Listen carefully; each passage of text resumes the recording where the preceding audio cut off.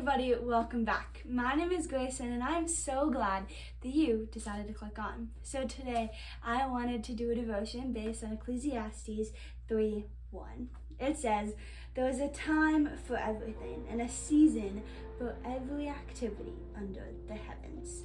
This verse is so beautiful because it reminds us that there is a time for everything. That God is going to put us in different times in our life, and He's going to put us in different situations, different whatever, just different periods, different seasons of times.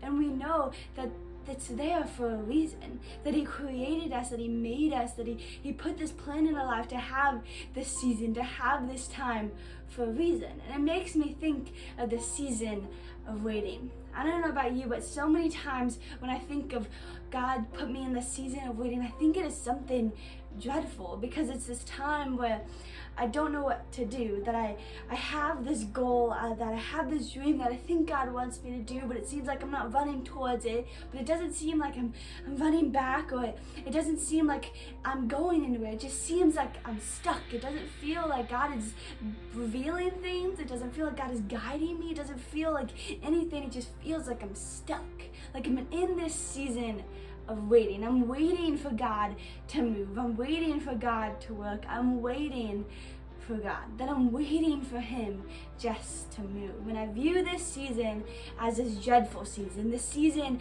that I just can't wait to get out.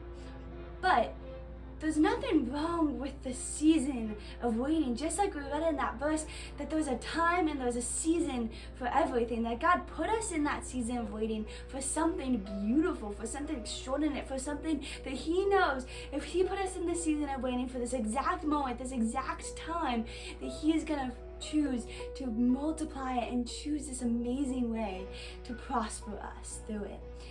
The thing is, we can either have these two mindsets when we're in this season of waiting.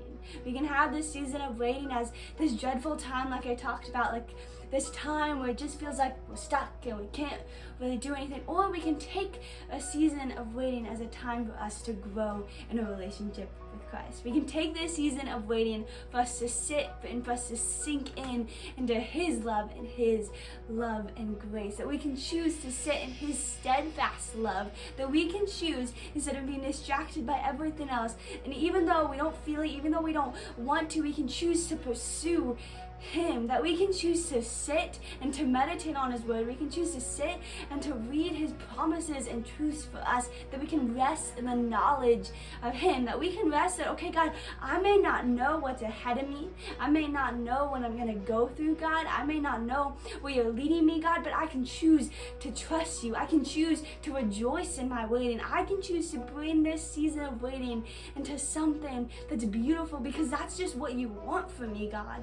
That God has a plan and a purpose and a destiny for all of us, and He wants us to steadfast in His waiting. He wants us to allow us to realize that waiting isn't this dreadful time, but waiting is this beautiful time we get to come to God saying, God, I don't know what to do, God, but I trust You. I know that every season You put me in for a reason, and I know that You're going to lead me and guide me one day to this beautiful place, Lord. So I'm going to sit and I'm going to become here, and I'm just going to rest in the knowledge You have for me. It allows us to grow in a relationship. That waiting can be the most beautiful time because it allows us to sit rather than to be distracted on what's around us.